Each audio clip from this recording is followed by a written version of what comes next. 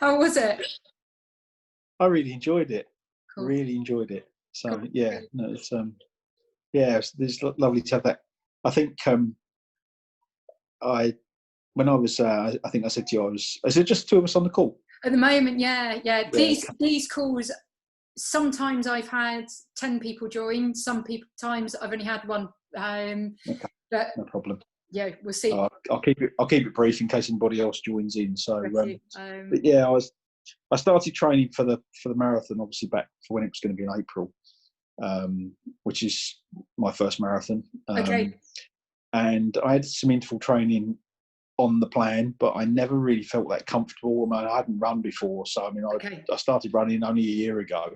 Okay, yeah. I used to run a lot at school, but that's I'm 52. I'm 52 now, so of course that's a couple of years have passed. Yeah, just a few. Yeah, and interval training was something which actually quite scared me because I was all right with distances and I was okay with my getting a pace and getting settled. Yeah. But interval running for me was actually something which was quite challenging. And I thought this time around, having sort of reset the plan and thought, well, go again for October. Not that I think it'll happen anyway. I think it'll be off anyway. But nevertheless, I'm much fitter now than I was 6-8 months ago. And I thought, no, I need to give it a go. And I think actually running intervals like tonight was really beneficial for me because I haven't got to worry about looking at a watch. I haven't got to worry about my own timings. It's a case of... It's funny, that's exactly what Fletch was saying, was that one of the big things for him was that he didn't have to faff with double checking his watch as to when to stop and start. And and I think it's knowing in your mind, once you've obviously done it quite a few times and you've practiced at it, then I can imagine then it's a bit easier because then you're more familiar with the pattern of the run and the walk and what have you. So then I think probably be quite... well, not easy, but it'd be easier to try and do that sort of thing on your own. But for now, absolutely brilliant as far as I'm concerned, to just have the freedom to think about your running, your posture, your stride, where you're putting your feet. Also, I would say for a beginner, doing hard intervals is probably not the right way to go. So if you started these, if you'd really only just started running, I probably would have personally coached you to do probably about 2 months of running before doing intervals. But by that stage, if you were looking at a 3-month plan for your marathon, by that point in your marathon plan, you then want to be doing quite long intervals rather than the short sets that we do at the moment. Because when you're all the long steady runs, that builds up all your tendons and all your ligaments. And all the tiny, tiny little muscle fibers. And if they're not strong enough to do the hard efforts, then when you do the hard efforts, you damage yourself. So actually for you, it's probably worked in your favour physically. That the marathon wasn't way back then. And these are, I'm hoping, touch wood. So this is all quite... still well, this was number 16. This is week 13, but this is 16 of the Zoom runs.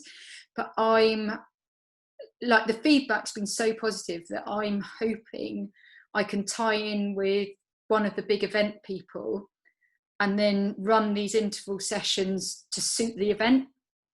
Okay. So like if I was coaching you, and I don't know if you saw in your plan, your intervals will change over the course of your preparation up to marathon. Right, yes. I don't know how much attention you gave to it, but and therefore, like, what we're doing at the moment is, doing this is better than nothing. But if you've got a specific race date in mind, then there are certain types of intervals that are slightly more appropriate, and how you sort of build your body through. And so,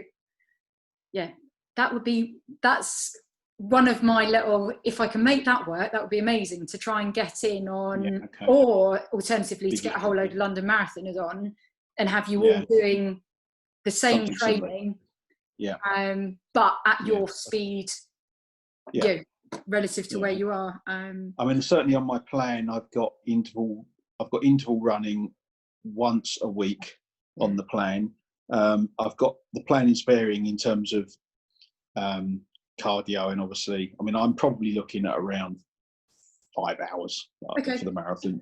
Yeah. If that would be, if I could do it in 5 hours, I would be very happy. Cool. Anything less than that would be a bonus, So that's sort of where I'm aiming at.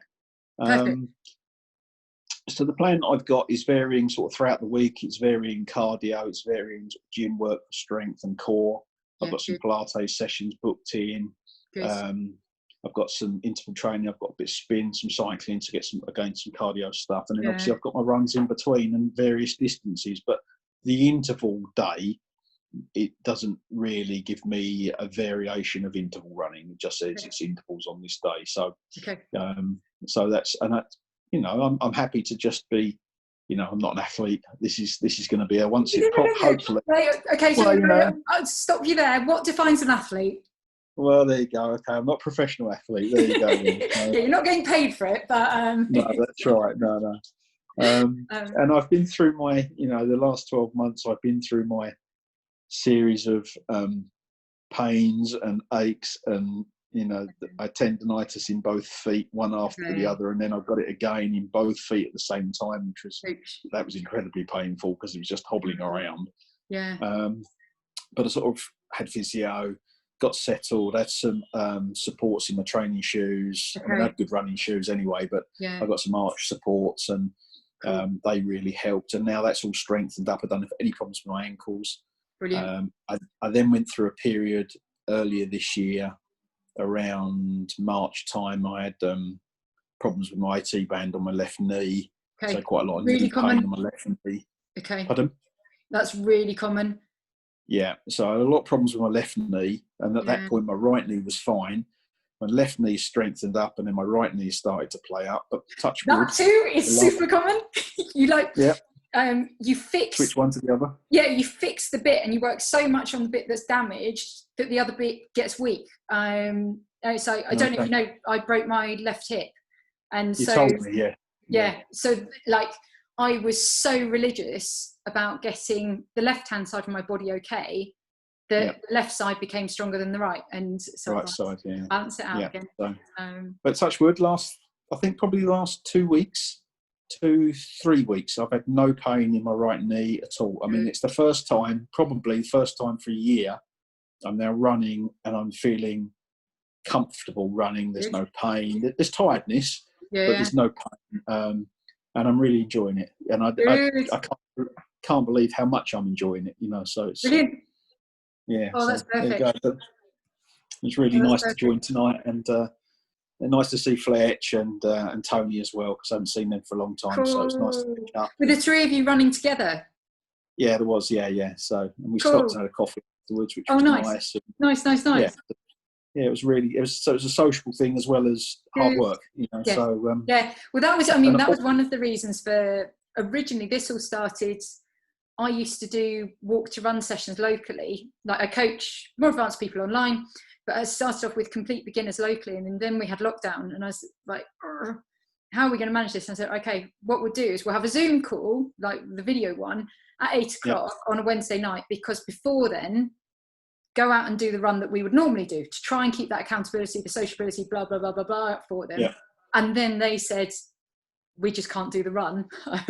Can you coach us over Zoom as well? So then, and that was the hope that, if anyone, by having the call at 8, then it's a chance to meet everyone else who was on, blah, blah, catch up. But equally, it's one of those weird things where I do think quite a lot, these sessions are hard work, and I think an awful lot of people are cooked at the end of it and just want to go home, have dinner, done. So I might need to change the social hour. I was shattered. I mean, it was noticeably harder for me than the run. But I mean, in my previous planning for the marathon, I got up to 15.5 miles. Good for you. Which was okay. I did a half marathon last year. I did the Royal Parks last year, but I had to walk some. I was just at the point of recovering from the tendonitis. So, how long did that take you? I did the Royal Parks in 2:34. Okay. but I broke that run down into, was it 21 kilometres? I think I broke it down into 6 3K, 7.3 intervals, and sort of ran 2.5 kilometres, walked for a while, and then jogged a bit, and then went again. And so every 3 or 4 kilometres, I was actually just purposely just taking a bit of a walk. Cool. Psychologically, so that's important, as well as because each time you start, it's like, okay, I've only got 2.5K to go before I can walk again.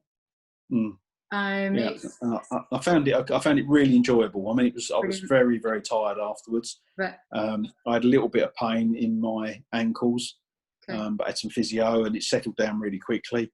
Good. And then in February, so just prior to lockdown, I actually ran 13 miles on my own along South Bank. Oh, cool. So I just went up to London. My stepdaughter lives up there, and I actually went up and saw her, and with my wife, they went out for the day, and I went for a run. So I did Battersea Park to just past Tower Bridge and back again, and I did that in 2:10. So see, I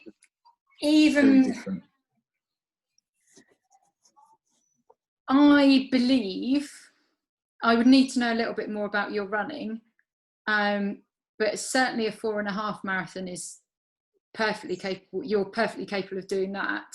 And if I knew more about your running, I might suggest a 4.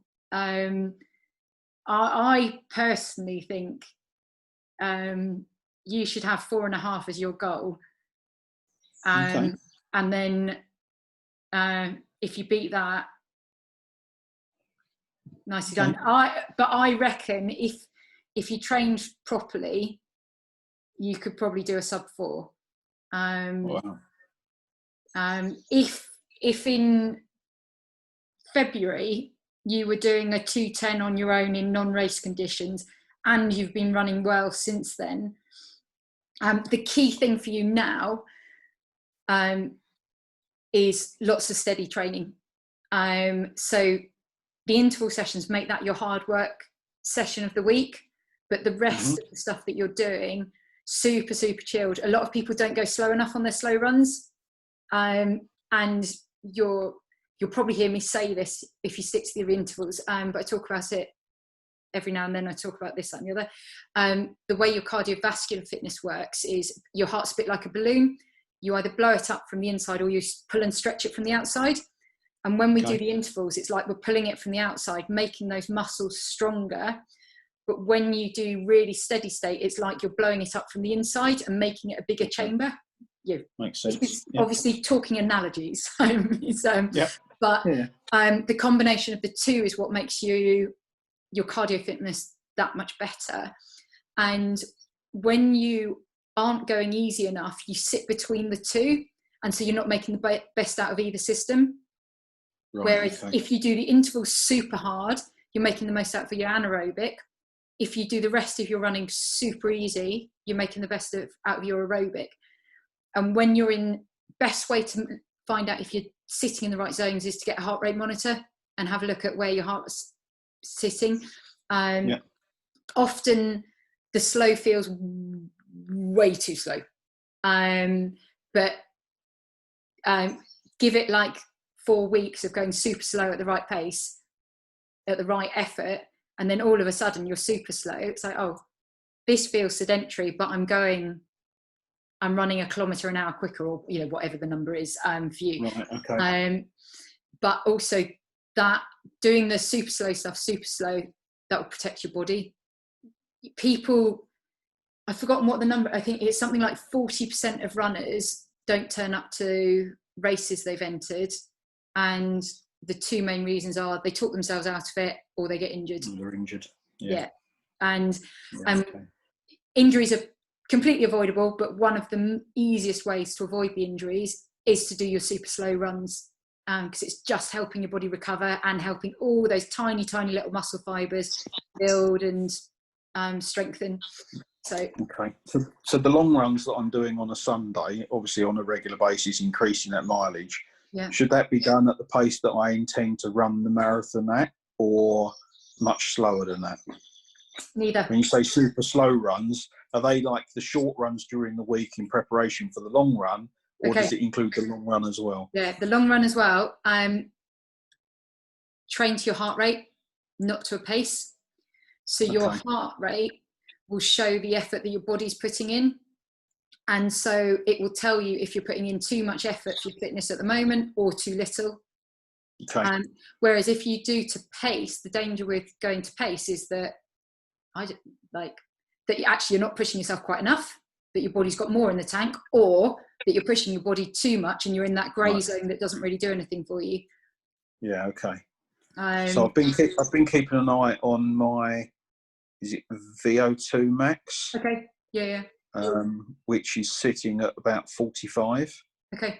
At the moment. So I think sort of from what I've read, that's pretty efficient. Yeah. And I think my heart rate, I mean, tonight my heart rate was maximum was 176. Okay. Yeah. And the average was 146. Okay. Yeah. So again, that's just sort of a couple of numbers that are. Yeah. So there's this thing that I give my guys, but I'm sure you can find it somewhere, where it will show you what your training heart rate zones should be. And on your long runs, you want to, normally I work in zones 1 to 5, where 1 is just walking around or sitting, up to zone 5, which is where we would have tipped into this evening. Like those intervals should have been in zone 5. Most of your running should be in zone 2. But you'll find all this on the internet. Yeah, so those zones, I think there's something on because I run with a Garmin watch, and I think the Garmin Connector app has got some zone stuff, and I think Strava's also got some of that. Whether it's exactly the same as what you're describing, I don't know, but I know there is certainly zone information there on those 2 apps. So yeah, it is. If you start training to your heart rate zone, you will see jumps in your running that's way back in the day. I used to race a lot, and when I started getting into racing, one of the main things that I did was learn to train to heart rate. And then all of a sudden, well, it doesn't happen overnight. You've got to trust it for a month or 2. But then all of a sudden, me who didn't really do anything with sport, all of a sudden I was like, oh, I'm getting times to be at GB level at Ironman. I was like, okay, well, right. This world's changed because I was training right. A lot of people don't train right. A lot of people train to pace and to distance, which there are some times where that's appropriate. But the best rule of thumb is your heart rate. Okay. And also it's things like if you're a little bit ill, if you push your body, your heart rate will be that much higher. And so you're still training within your limits given you're ill, but your speed will be lower, but you'll be at the right effort level for your illness. Effort level, yeah, okay. Yeah, I understand. Yeah. Whereas if you constantly look at pace, or if it's windy, or you're going downhill, uphill, whereas your heart rate, it just shows what you're working. Yeah, okay. That makes a lot of sense, yeah. Okay. So give that a go. Okie dokie. All right, that's good. I was saying to Richard, I can't make the interval session next Wednesday because I've got a prior commitment. Okay.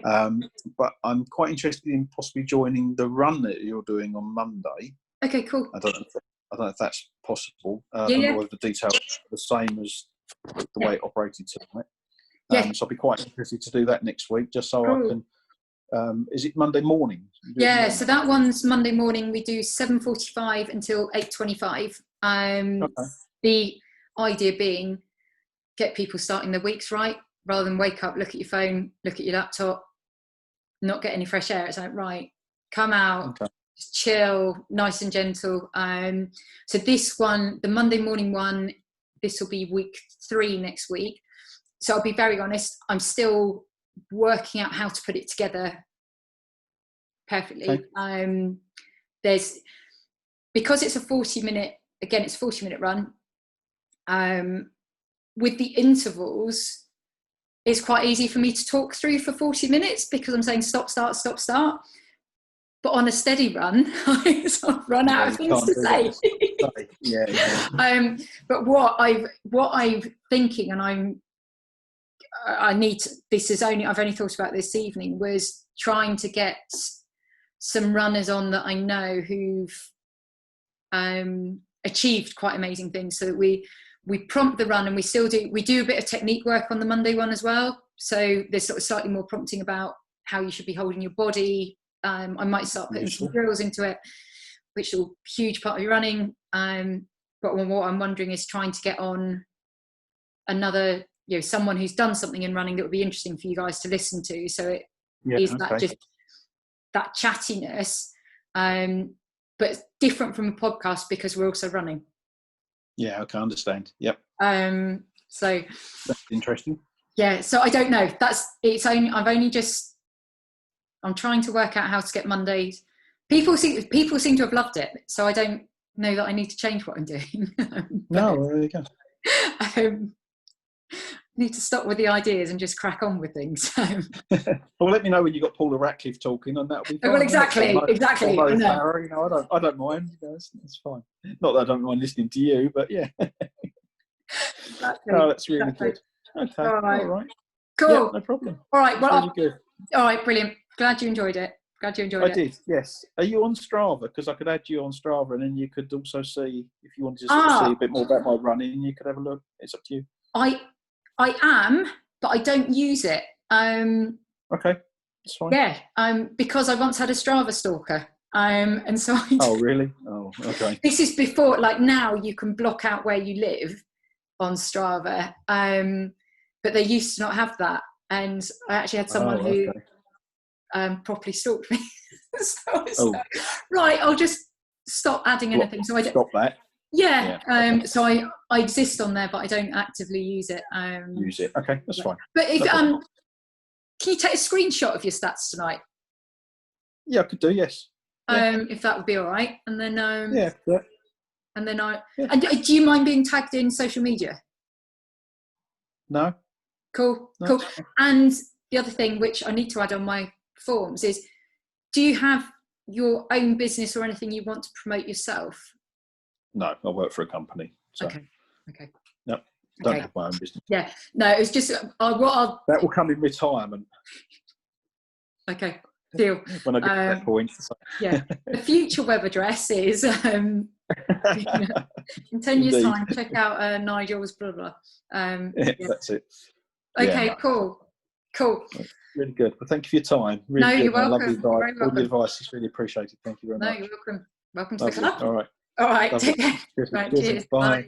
Bye.